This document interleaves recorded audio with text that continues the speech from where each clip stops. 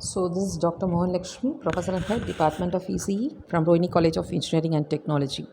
So in this lecture, we'll see about the biasing methods for BJT. So bipolar junction transistor, how it need to be biased, what is the need for biasing, and what are the various techniques used.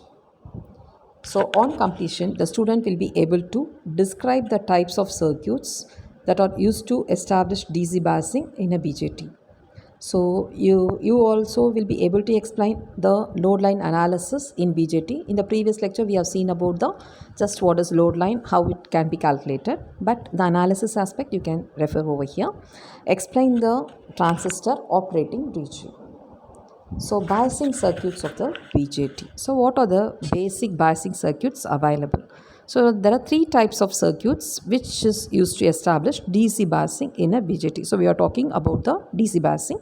So the first is fixed bias circuit. Second is collector to base bias circuit.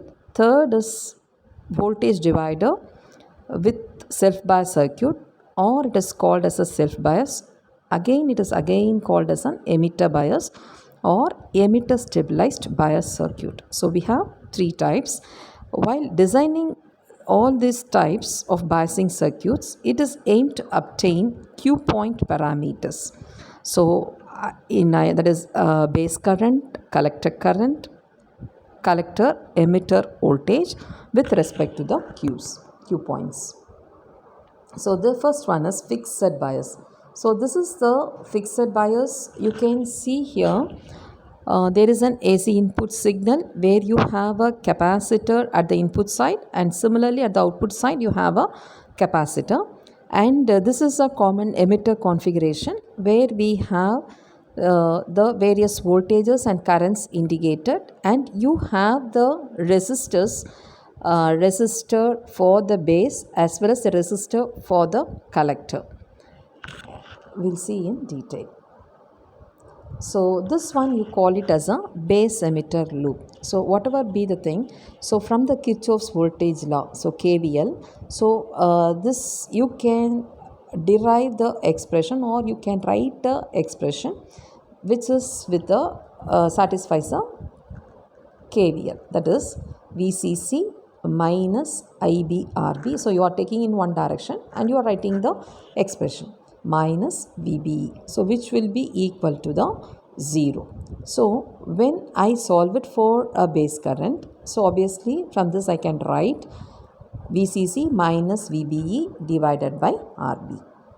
So the other loop is a collector emitter loop. So for the collector current, so the first one we have solved for a base current, the second one we are solving for a collector current. So this can be given as beta IB. From the Kirchhoff's law, voltage law, we know that VC is equal to, from the expression you can see here, VCC is there, and the other current flow, that is the voltage associated is ICRC. So VC is equal to VCC minus ICRC. So what is saturation over here? So when the transistor is operating in saturation, current through the transistor is at its maximum possible value. So which we have seen even in the previous lectures. So which is IC sat can be given as VCC by RC, and VCE will be approximately equal to 0 volt. So this is actually the load line analysis. So the end points of the load line are, one is IC sat, the other one is VCE at cutoff. So here IC is given by VCC by RC, which we have seen in the previous slide, and VC is equal to almost a 0 volt. When it is at the cutoff, we can say that VCE will be equal to VCC.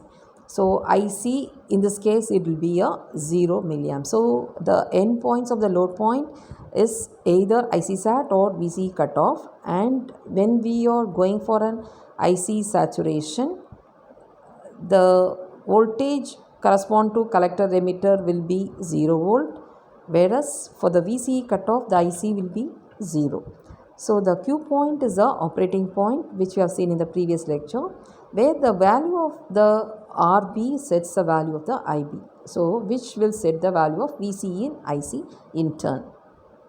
So the first one, that is with your fixed bias circuit, what be the load line, or what will be the analysis based on the fixed bias. So the second type of biasing is collector to the base bias. So here you can see once again C1 a capacitor is there at the input side as well as at the output side, and you have the resistors connected to the base as well as the collector. So here also again we are taking a two loop. One is a base emitter loop. So based on the Kirchhoff's voltage law, we can write from the circuit diagram, we can write VCC, okay. So taking the arrow mark shown how the voltage drops are taken, minus IC dash RC minus IB RB, okay, minus VBE. So this will be equal to 0. That is, of course, we are satisfying the KVL. So where IB is very less than the IC, collector current. And here we have noted an IC dash, which is actually the combination or the summation of IC plus IB, which is also will be approximately equal to IC. So we know that IC is equal to beta IB and IE is approximately equal to IC. The loop equation will become VCC minus, instead of IC dash, I can write beta IB RC, and IB/RB is there, minus VB is equal to 0. So again solving for IB or IC, I can give the expression IB is equal to VCC minus VBE divided by RB plus beta RC. So which is from your previous expression. So again taking for the collector emitter loop, once again here again we have to solve for the KVL. So where you have the voltages VCE, IC dash RC minus VCC, which is equal to 0. So since of course we know that IC dash is approximately equal to IC and IC is equal to beta IB, I can replace the first expression with VCE plus ICRC minus VCC is equal to 0. So now solving for VCE, I can get a VCC minus ICRC. So the next one is the voltage divider bias or self bias. So voltage divider bias and self bias. Now you could see here, of course the capacitors at the input and output will be there, but you can see here we have the number of resistors gets increased. One is connected to the collector, the other is to the base, and you also have a voltage division rule applied where we have the two transistors R1 and R2. So the approximate analysis is like when IB is very much less than I1 say, and I1 is approximately equal to I2. So I can calculate what will be the voltage at the base. So which is given by R2 VCC divided by R1 plus R2.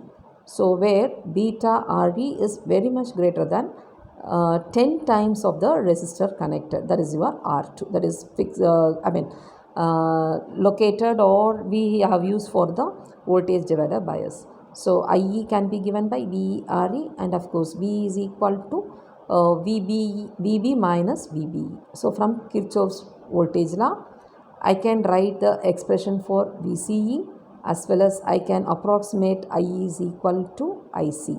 So I can say VCE is equal to VCC minus IC RC plus RE. So this is when I come for the analysis aspect. So transistor at saturation level, IC sat will be equal to IC max, which is equal to VCC divided by RC plus RE. And load line analysis cutoff, when I say VCE will be equal to VCC, IC will be equal to 0 milliamps. And similarly, when I take ICE, IC, VCE will be equal to 0. And I can write the expression for IC to be VCC by RC plus RE. So the next one is emitter stabilized bias circuit. So we have 4 types of biasing. So the last biasing is emitter stabilized bias circuit. So here you can see we have of course the same capacitors over here, but we have the resistors connected in all the terminals of the transistor. So here also again coming considering the two type of loop, base emitter loop here. So we can write the KVL to be VCC minus IERE minus VBE minus IERE is equal to 0. So from the circuit or from the diagram you can see here we have VCC, the voltage drop is across the RE as well as RB as well as RE, as well as we have a voltage drop minus VB, right? Since IE is equal to beta plus 1 IB, so I can replace this IE with beta plus 1. So solving for this, I will get IB will be equal to VCC, that is the supply you give it for the biasing, minus the voltage existing across the base emitter voltage, that is minus VBE, and of course this is with the total resistance RB plus beta plus 1 RE. So coming to the second loop, this is a collector emitter loop. Again we apply the KVL over here. I can say here, so what are the things we have it here? VCE we have the drop at IE, so that is across RE, and we have the drop across RC, and we have the voltage VCC. Okay, so when I write a KVL, we will get the first expression, and when I tried for or when I approximate like IE is equal to almost equal to IC. Okay, so I can write the expression for VCE, which is given by VCE is equal to VCC minus, I'm bringing all the thing at one side, that's all. Okay, so also we know that VE is equal to IERE and VC is equal to VCE plus VE. So substituting those values, I can write VE is equal to ICRC and VB is equal to, I can write it as VCC minus IBRB, which is equal to VBE plus VE. So improved biased stability. So stability refers to a circuit condition in which the currents and voltages will remain fairly constant. So when I talk about the stability, so we as consider or we need to have the current and voltages fairly constant over a wide range of temperatures and the transistor, that is the beta values. So adding RE to the emitter will improve the stability of a transistor. So that's how we get an improved bias stability. And coming to the saturation level, again here we are taking VCE cutoff as well as the IC saturation. So whenever we are taking VCE cutoff, IC will be 0, and whenever we take IC saturation, VCE will be equal to 0, and the respective equations are given both for VCE and VCE and IC. So emitter stabilized bias circuit, again what we have seen earlier, just it is there, so sorry it is repeating. Okay, thank you. And here the possible assessment questions will be like, what will be the type of circuits used to establish DC biasing in a BJT? You need to write all the 4 types. What do you mean by stability? What is Q point? And the problem based on the biasing will be asked. So VCC, in this problem you can see VCC is given, RC is given. So you need to find out what is the maximum collector current, that is IC, and what will be the zero signal collector current required for a proper biasing. Thank you.